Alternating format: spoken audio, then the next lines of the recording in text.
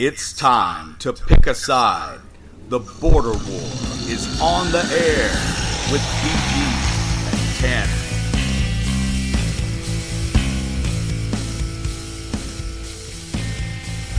Hey gang out there, welcome into the border war. I am the TanMan. I'm here with BG in studio.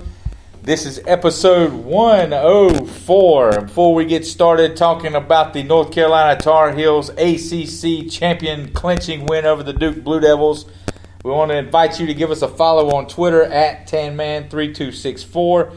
He is at BG_Border War. We're on Facebook. Search the Border War Podcast. You can also email the show at carolinaborderwar@gmail.com. We are live. BG, oh, what a weekend it was for the Tar Heels, at least on the hardwood. Yeah, we're not doing a college baseball show this week. We don't need to talk about that. We need to at least bring it up, man. We need to talk about that. I mean, what? I'm not happy with you. I'm not happy with your team. I don't pull for North Carolina unless they're playing Clemson or Duke.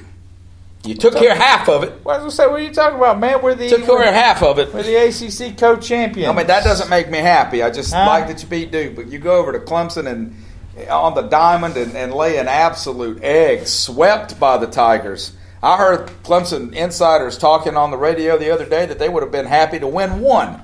And they win 3. But we'll talk about that another time. I say congrats to the Tigers, and we'll see you in Omaha. That's all I have to say to those guys. The only time Clemson's going to see the word Omaha is when they turn their caps around. The rally caps? They still put the word Omaha on the back of that. They can't win the home regional. Why don't you put super regional on your hat before you start worrying about Omaha? So, anyway, I have a question for you before we begin. I mean, I don't know how long you're planning on running today, so let me just get this out. We kind of hinted at this last week. We both thought Duke was going to win the first game because we thought Zion was playing. Mm-hmm. He didn't. I was not at all surprised that you guys won at home without Zion, although a 9-point game felt close. I mean, it felt close to me. I watched the vast majority of it. Are you happy with having won this game? I know that sounds like a crazy question. I'm going to say this. Roy Williams put it best in the post-game press conference. A reporter asked him, and you could tell it was someone who's not familiar with the inner workings of the Roy Williams press conference. This is the first time 2 games to none since, whatever, it's 2008? 2000...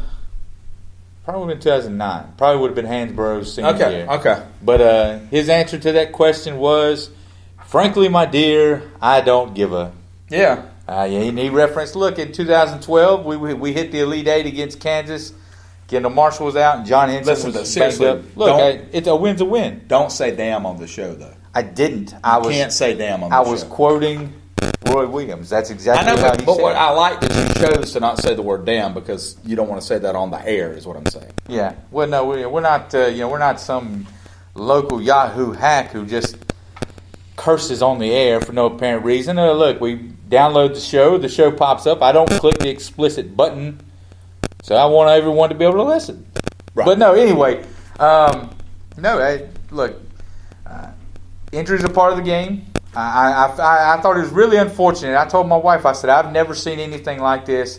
Zion Williamson, 30 seconds into the game, he's done. Marquise Bolden, however you say his name, 2.5 minutes into the ball game, he's done. Yeah, very strange. But no, look.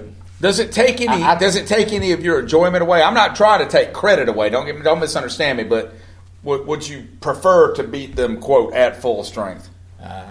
Not at all. You just don't really care how you beat them. I don't care how and you I'm beat with them. You there. I think about beating Clemson in football or basketball or anything. I really don't care. If Trevor Lawrence slipped in the shower before you played him last November, and I don't even know who the backup quarterback would have been at that point.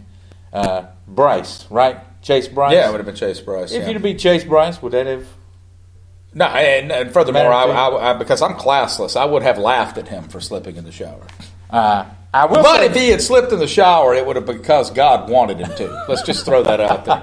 I'll say this. I think if you get on Facebook and you get on Twitter and all the other social medias, and I'm gonna tick some North Carolina fans off with this right here.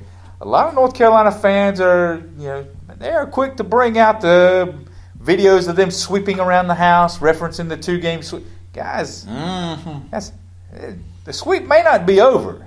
We might see these guys again. What do you give it a percent chance that you play Duke in this tournament?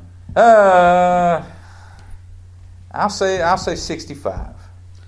Because we'll talk about it here in a minute when we start previewing the tournaments. But the likely opponent that both these teams are going to face, us, Louisville, them, Syracuse. Louisville beat the brakes off us one time this year at our place, and Syracuse beat Duke with Zion Williamson. So there's no guarantee that you're going to get a third matchup. But if you get that third matchup, beating them for a third time is going to be awfully, awfully hard. And did you see the video of Zion Williamson after the game? Yes, and I was going to bring that up. If he didn't just come out and say, we're playing them again and I'm going to beat them. That's basically what he said. I told my partner today, I said, I don't know if walking by the student section, I said, I don't know if somebody said something to him on the way out. No, I don't doubt that. I said, but man, that man looked like a bull ready to bust out of a pen. He was ready to go. Yeah, and I mean, again, you can dislike him because he's wearing a Duke uniform if you're a North Carolina basketball fan, but don't take any. Yeah, and they're 3-3 without him. Let's just call a spade a spade. They're very.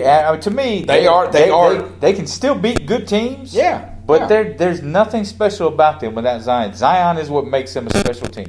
They hung in there with you guys, but that's all you could say. I thought they did a really good job. Bolden, when he went out, he's their rim protector. He's their inside man on defense, and because he doesn't really give you much on the offensive end, I thought they did a fantastic job myself of contesting shots around the rim. The first go-round a couple weeks ago in Cameron, Luke May and Cameron Johnson, it seemed like rebounds would just fall into their hands. They weren't really getting any kind of weren't contesting anything inside. This time it seemed like every time Garrison Brooks went up for a dunk, he was getting challenged. They did a pretty good job of hanging in there with the rebounding, keeping those numbers pretty average. So, no, I thought Duke played a great game. The one thing that surprised me, we made our last basket with a little under 7 minutes to go, and we never made another shot. At that point, that put us up 15. And then it got way closer than it should have been. It got closer than it should have been, but again, to my point that they're pretty average, it took them 6 minutes of us not scoring a basket, 6.5 minutes of us not scoring a basket to cut 10 points off that lead. Right. I mean, it was to get it to 9. Right.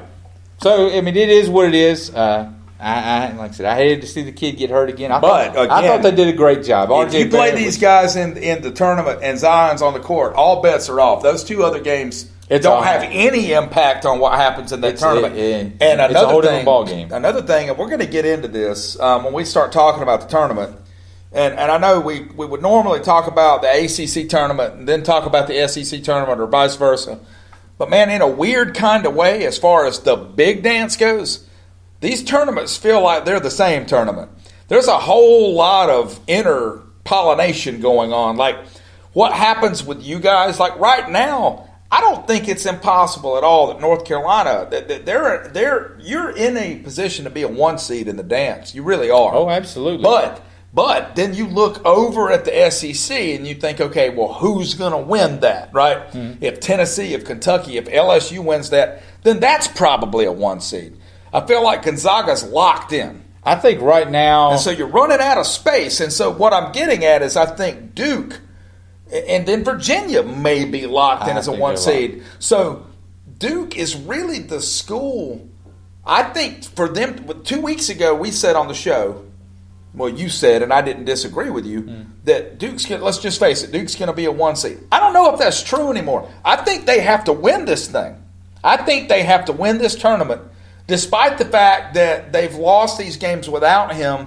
I don't know how much weight that's going to, but those losses still happened. And it's not as if they had nobody. And I'm scared of a Duke team with that much to play for in this thing. I'm scared. I don't know that you have as much to play for in this tournament as they do. I don't want to say I'm scared. I think a motivated Duke team is a dangerous That's bunch. what I'm saying. That is actually what I'm saying right there. As far as the 1 seeds, I think Virginia's a lock, Gonzaga's a lock. So you got two 1 seeds. It's not out of the question that the ACC winds up with 3. I find it difficult to believe that they are going to penalize Duke that much for not having Zion Williamson. If they go and they win 2 games and they lose to Virginia in the ACC championship, I think they'll be a 1 seed. And let's be clear about what is on the line here, because I think a lot of people, and before I really started following college basketball more closely, mainly so I wouldn't sound like an idiot on the show, jury's still out on that one. But I did some research today, actually. Do you may know this. Do you know, because I think a lot of people, and I would have thought this, okay, 1 seed, 2 seed, you're way up there. All right, what percentage chance historically have 1 seeds made the Final Four? What would be your guess? Because I found it to the number. To the number, I'd say 1 seeds probably wind up. I say on average you probably wind up with 2 1 seeds a year. No, but I'm saying take a isolated 1 seed anytime. What's their percent chance to make the Final Four? 57. 46. Okay. 46%. When you drop down to the 2 seed, guess what that number turns into? Probably turns down into the 30s. 21%. Oh, wow. 21% of 2 seeds make the Final Four. Because you think about it, you almost always end up with a 3 or a 4 seed in there, at least half the time. Those things count. So there is a lot of difference. And people say, and we've talked about this, man. The tournament, it's not just line up and play. The 1 seeds have virtually no path of resistance at all. In a bad year, they end up having to beat a 5 seed. Yeah, well, I was going to say, I mean, up until last year, the 1 seeds basically got a free game. Yeah.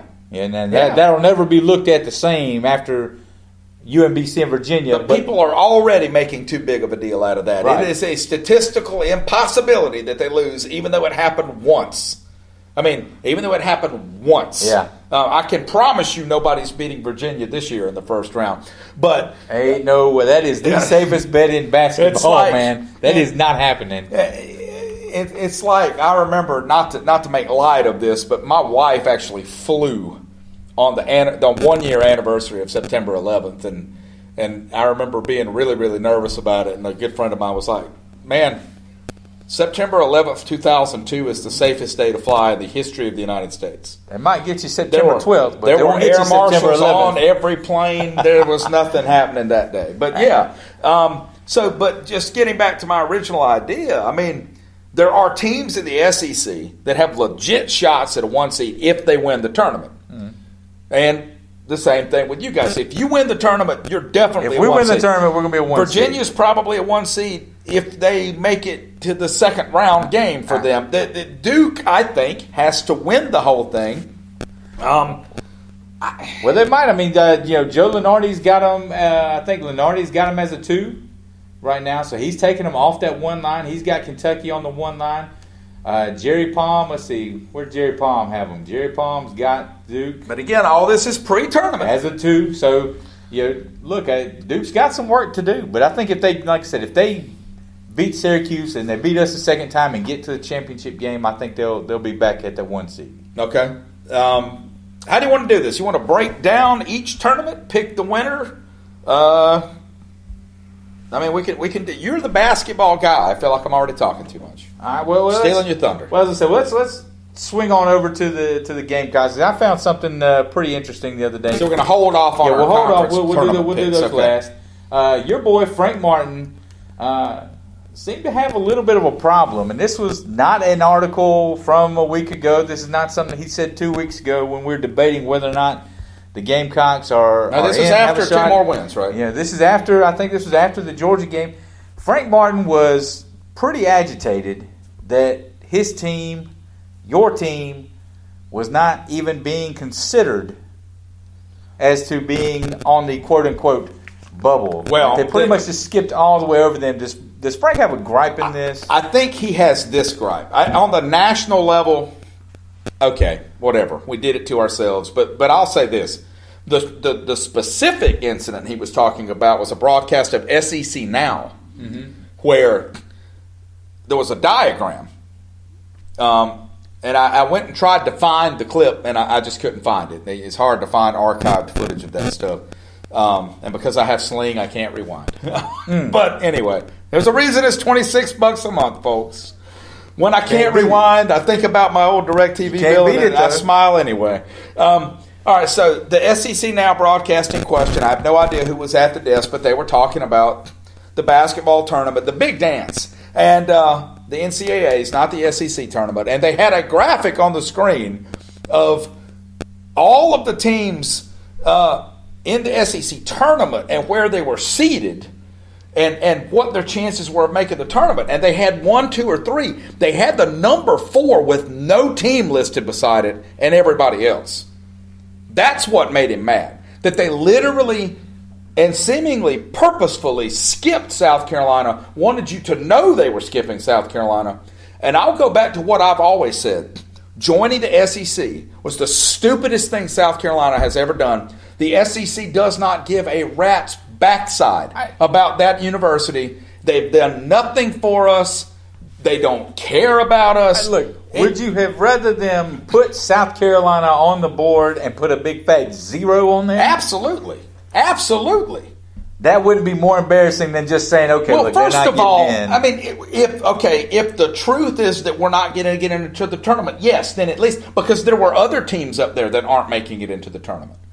They had everybody, or did they just... Down through the 9 seed, I think. Okay. Down through the 9 seed, who are the team like Alabama, who apparently has a chance. On that line. So, yeah, I mean, again...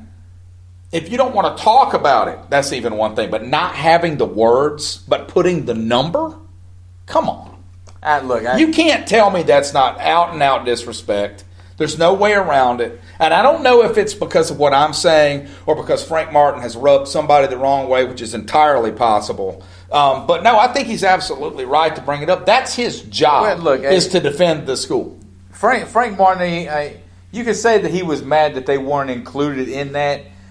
But when he starts giving you their resume, when he starts halfway trying to make a claim for them being in the tournament, when he discusses, hey, we've got this many quadrant 1 wins compared to so-and-so, he's making, even if he tries to go, now look, I'm not making the case. You're trying to make the case for you to be included. I went back. The NCAA is using a new metric this year. You know, we've always heard RPI. You could have made a drinking game out of the word RPI at the Tournament Selection Committee. Not if you wanted to live. Yeah, no kidding. This year they're using a new formula. The makeup of the formula is a closely guarded secret. But nevertheless, you can go through, you know how many teams, without looking at my notes and cheating, how many teams from the SEC are ahead of South Carolina in these rankings?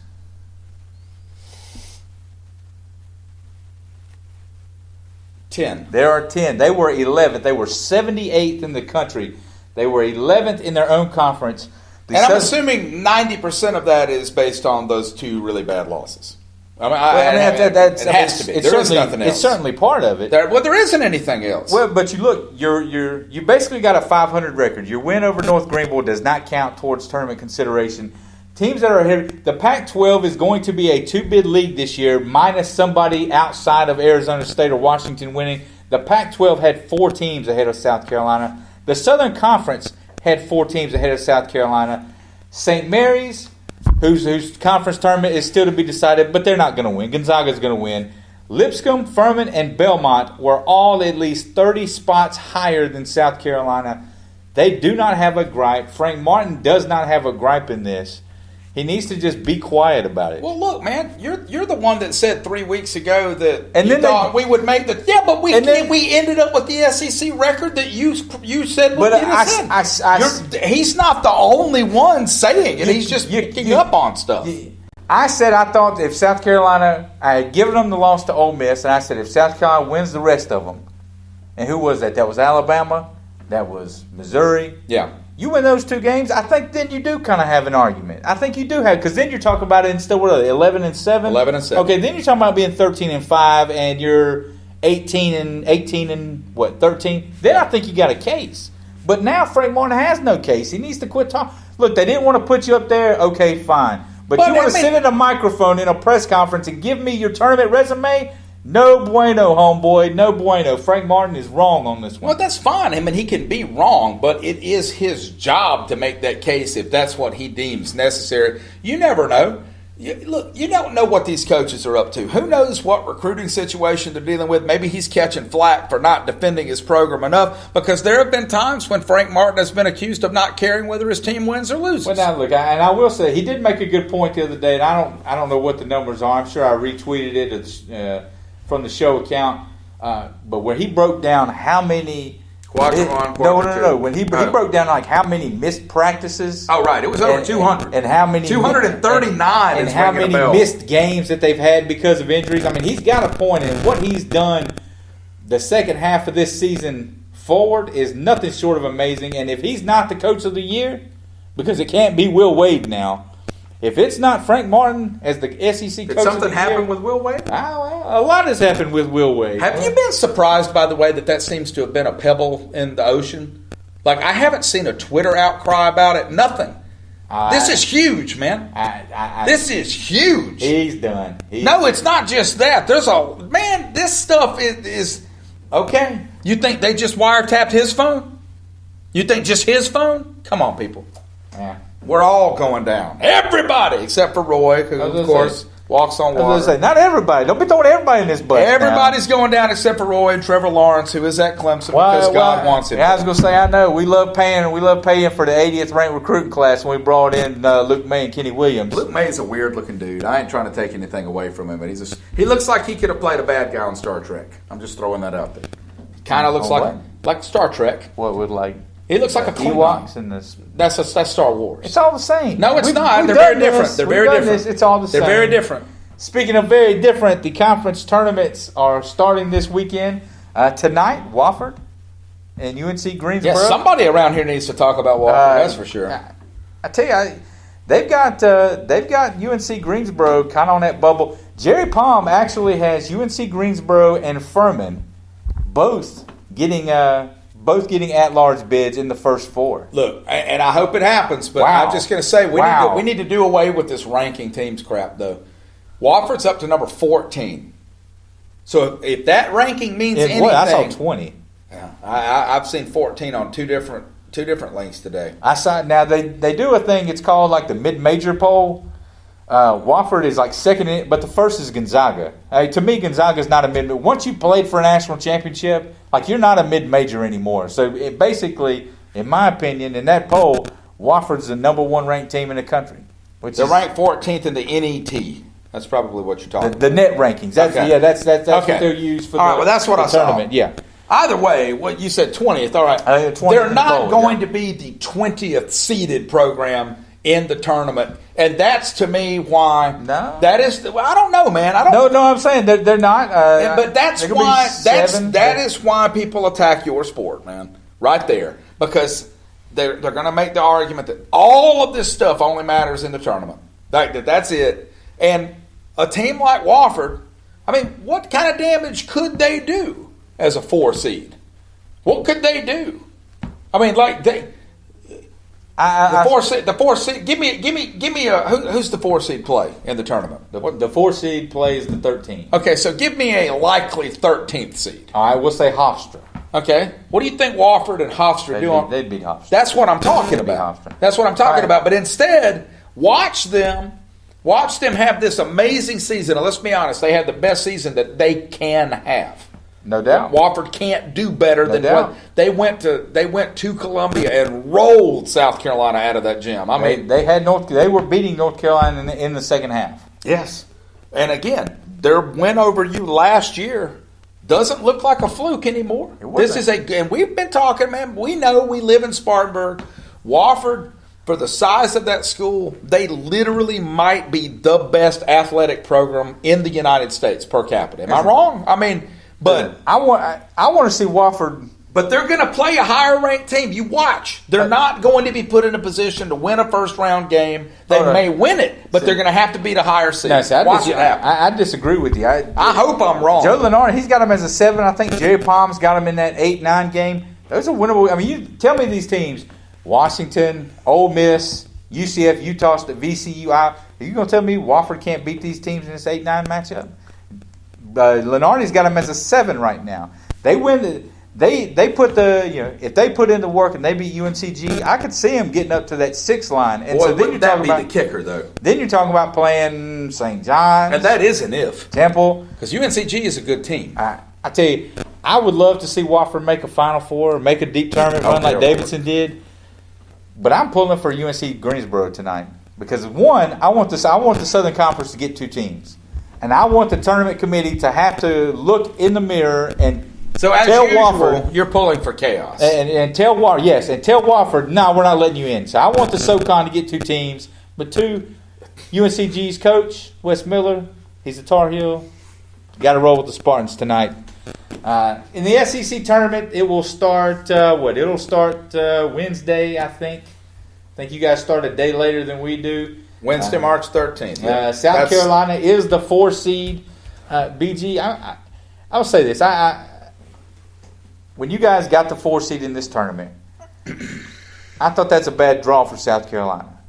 Because for somebody that wants to make the case that they should be on the bubble, wants to make the case you needed that one more win. I think you needed an extra win. And the double bye is great for teams that are going to the tournament or need to get a guy healthy. But because we would be winning we would be playing if Auburn had gotten the 4th, Missouri and Georgia. Yeah. You got to think, even though what happened out at Missouri, AJ Lawson didn't play in that game. Yeah. All indications are he's going to play. Yeah. But then again, he's going to play because they have an extra day off. So maybe I don't know. I don't know. I just think getting the double bye might have been a tough break for South Carolina for wanting to get in.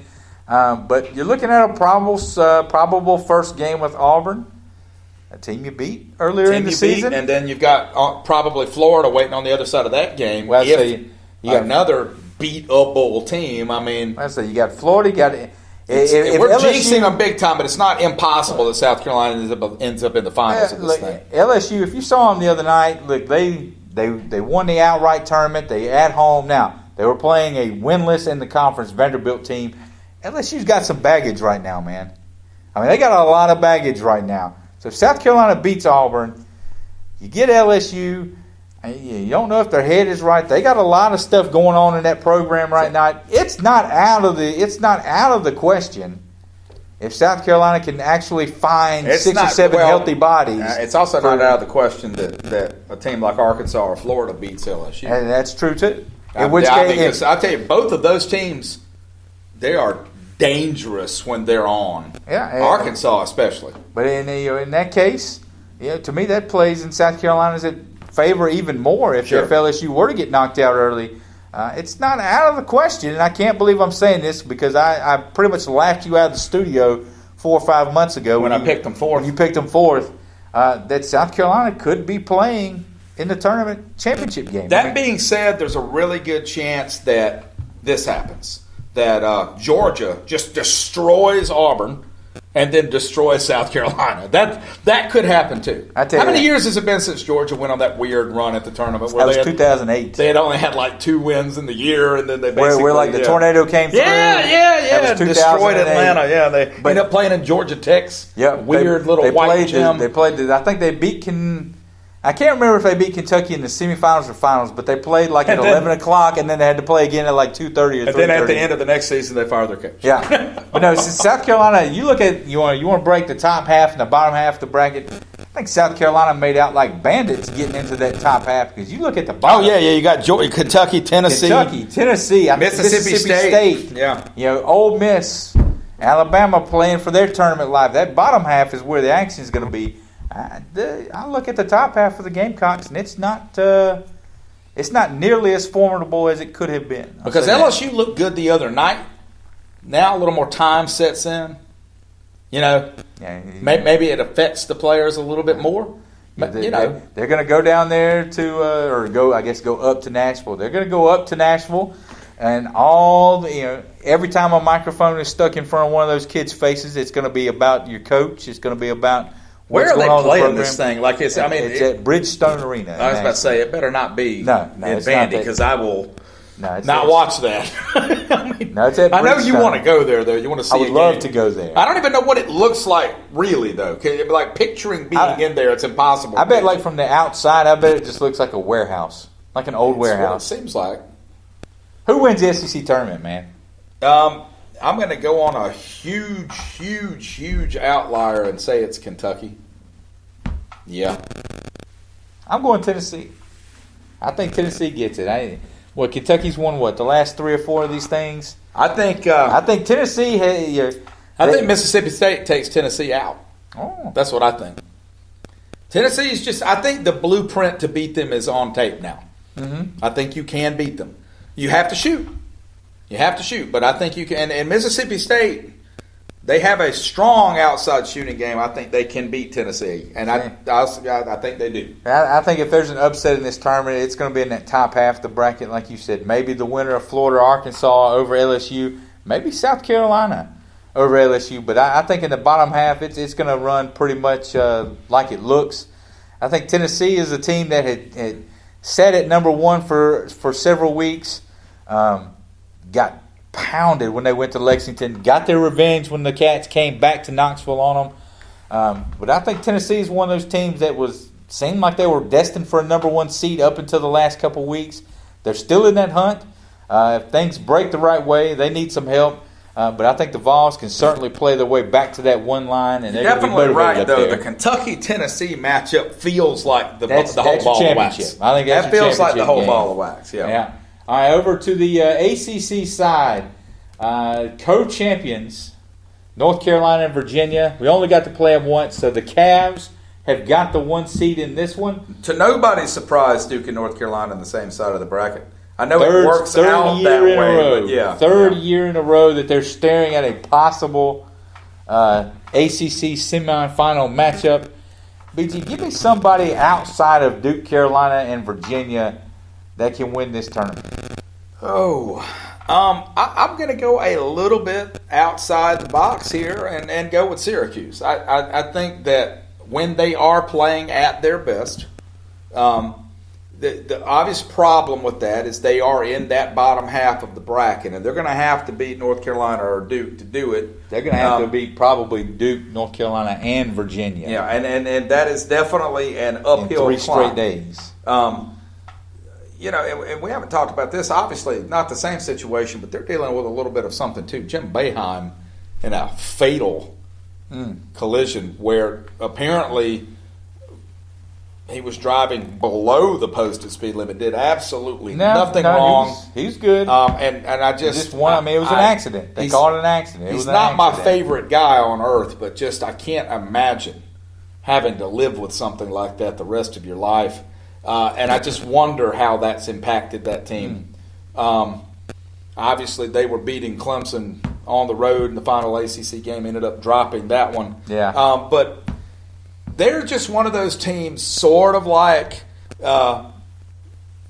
Michigan State, that I never count out just because of him. And I don't know that he's what he once was. But because really, to be honest with you, the answer to your question is I don't see one.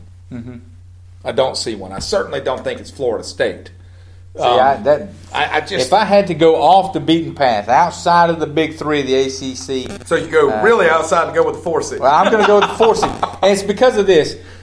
I think Syracuse is a dangerous team. Tyus Battle. But I see what you're saying. There's too much in the way. Right, Tyus Battle is a guy who can put a team on his back, and he can go out and give you 35 and carry you to a win. But you look at that bottom half, Syracuse, for instance, you're probably going to have to beat Duke. You're going to have to beat Duke, and then you're probably going to have to beat North Carolina, and then you're probably going to have to beat Virginia in the final. Yeah. 3 straight days. It seems like a lot.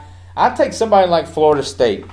Florida State is one of these teams. I don't know how Leonard Hamilton finds these guys. I don't know where he goes to get them. He must have a tree that just grows big giant dudes with names that you can't say. Yeah. But he's got like 5 of them every year. You've got Virginia Tech as your probable first round game, which is going to be going to be a great game. But Virginia, the only 2 teams. That's it. Virginia's only ACC losses in the last 2 years have all been to Duke. No one else has beaten them. They're going to get a matchup in that first round, whether it be NC State or Clemson. On paper, neither one of them should really test Virginia or give them much of a game. But both of those teams are playing for their those are 2 desperate teams, and they are not going to have to play that first day. I'll say this, though. I mean, Your scenario is really just one of you've still got to beat 2 of those 3. You still got to beat 2, but I think we're both in agreement that we're having fun talking about it, but it ain't going to happen. Much more likely, I think, that you see something like that in the SEC. Well, I don't think you see anybody win the ACC tournament other than those 3 teams. I think that's it. I think I saw where the percentage. Whereas in the SEC, it would not surprise me if somebody wins it that's not in the top 3 seeds. I think it would surprise me in the SEC a little bit if it was somebody other than Kentucky or Tennessee. Now I'm not saying that an upset or 2, but I think you're talking winning the whole thing. I think it's Kentucky and Tennessee. Unless one of those teams are the ones that get upset. I'm just okay. So here's the thing, and this is what I was hinting at earlier. How much time we got? We got 10 minutes. So who? I'm just saying. Okay, let's pick our SEC winner. All right, ACC winner. I'm sorry. Let's get that done. So we've got that on record. Let me go first. Okay, you go first. I got to do it, man. I'm going with Duke. And it's certainly not because I want them to. I just think they have more to play for. And I really wanted to go with Virginia because nobody's even talking about them. Mm-hmm. Everybody's talking about you guys, and for good reason. But I don't know that North Carolina has to win this thing to be a 1 seed. I think Duke does. I don't think Virginia does, and that the fact. And I'm going to the same thing as you, man. I saw that little comment Zion made, and I'm like, oh boy, it was kind of a Road Warriors like moment. And I just expect him to be in this tournament, and I expect them to lay the wood to a few teams. And I think you guys are 9 points better than them at home without him. I think they're 5 points better than you when the bracket came out with him. And by the time we played, everything had pretty much was a done deal except for where we would be and where they would be. Not getting Syracuse in that first game was something I wanted to avoid. I did not want any part of seeing Syracuse in that zone in the first game. I'd much rather let them handle it. With that said, it wouldn't surprise me if they beat Syracuse by 25 because Zion Williamson, he might score 40 that first game back. As for my champion, I'm going Virginia. I'm taking, and I think that's the second most likely. I was really kind of a coin toss. I'm going Virginia because one, Florida State's not an easy matchup. NC State and Clemson are not going to be. Who are they beating in that final game? Are not going to be easy matchups. What shade of blue are they going up against in that final game, TanMan? I see you avoided that question. Again, for the second time in one episode, I'm going to piss a lot of North Carolina fans off. I don't think you can beat them 3 times, man. Beating them 3 times is going to be a tall task. I said it last week. It was going to be a lot to ask. I think Virginia beats Duke. But Virginia's motivated to beat Duke. I think Virginia beats Duke because, again, the same applies to him. I don't know that Duke can beat them. It's certainly not going to go like it did last time. I don't know that Duke can beat them 3 times, but on top of that, they're going to put Zion. Zion's coming back this week. I think that's a done deal, right? But by that game, maybe that steam runs out a little. Well, he hasn't played in several weeks. He's going to have a handful of actual practices in him. How much gap? They're already short on the bench. 3 straight days. And you're talking about if you drawing Virginia means you beat North Carolina the night before. Is there an emotional letdown? Is there a carryover? How is that knee going to hold up after being I don't want to say abused, but used heavily over the course of 2 consecutive days? Sure. So I think that they run out of gas a little bit, and Virginia brings home an ACC championship this week. I was really like 49. I hope I'm wrong. 49-51 with Virginia and Duke. I hope I'm wrong. I think, and again, though, look, part of doing a good job on this show, I've picked against South Carolina in football. TanMan's picked against North Carolina in basketball. You have to call it. Well, that's different. You have to call it like you said. Actually, I did pick them to win all the time in football, and they just never did. But I would rather win than be right, TanMan, when it comes to that stuff. But I tell you, beating Duke 3 times is going to be a tall task, and like I said, when's the last time that happened for either team? Is that even something we can figure out? We can figure it out as soon as the show goes off. Tweet that out. I'm just curious for each team if we can. When's the last time Duke beat you guys 3 times? When's the last time North Carolina beat you? It hasn't been as long as you think. Okay. It hasn't been. It's probably been longer than you think for us. Well, it's been 10 years since it happened 2 times, so it's at least been that long. It's probably been longer than you think for us, but for them, I mean, we went through a stretch from probably the early 2000s through up until about when Hansborough got there. So about 5 or 6 years they beat us like 14 out of 16 times. Okay. I mean, they beat us a lot toward the end of the Matt Doherty years, and it took Roy Williams a couple years before he really started getting a few wins. Gotcha. Yeah, he would get one, but they beat us a lot there for a little while. So I'd love to replay the favor this weekend. Crossing my fingers. Yeah, I tell you, whatever it's going to be an entertainment. Both tournaments. Because I so, really think, again, my overall take is if I'm a college basketball fan and I'm not really beholden to any particular team, I'm looking at the SEC tournament winner. And if it's if it's LSU, if it's Kentucky, if it's Tennessee, I think you make a strong case for that maybe being a 1 seed. Obviously, if it's LSU or Kentucky, I think they are. As I say, I think so too. And so if you're a Duke fan and you don't win the tournament, I think you're pulling hard for the SEC to go chalk. Vice versa. Yeah. If you're a Tennessee fan, I think you want as many upsets in the early rounds of the ACC as you can get, right? Because there's just 4 1 seeds, and we're pretty sure 2 of them are already locked in. 2 of them are spoken for. So that to me, you got about 5 teams or 6 teams for 2 1 seeds. You go, and it's odd, man, because like the college basketball world is sort of becoming like the college football world, and everything's moving to the South. I mean, the Big Ten, don't get me wrong, they still bring it. And you watch one of those home games, and their student bodies. Oh, Big Ten basketball sucks. That's fine. I'm saying, but the interest in it's still there. But you're right. I don't see anybody up there that's. I mean, like you really. There's a possibility. There's a possibility. The really distinct possibility that 3 of your 4 1 seeds come from these 2 tournaments. Right. These 2 tournaments. So it wouldn't shock me at all. In fact, it would shock me if they don't. To be honest I with think there's an outside chance the ACC could wind up with 3 of them, but I think that's a lot to ask. And I mean, obviously, the big story there is the ACC has been this for years, but the strides the Southeastern Conference has made in basketball in the past 10 years. Oh, huge! It's just astounding. I mean, South Carolina's not going to make the tournament, but the fact that they were even in the conversation for a 9th seed, a 9th team to make it into that, come on. It's huge. They went in a few years ago, hired a lot of really great coaches, great recruiters, and now you're starting to see the benefits of some of that.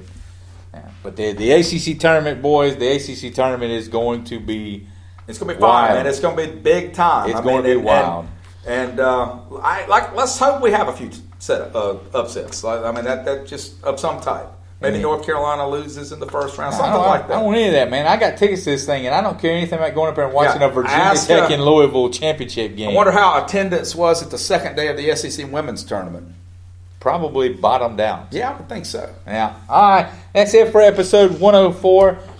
Whichever platform you like I said, we're live on here now. If you're listening to this and it's not right now, or if it's not Monday afternoon, is that better? That's better. I mean, I thought it's not Monday afternoon. So you weren't even trying to be funny. You really just didn't even understand the concept of right now. Right. That's amazing. Yeah.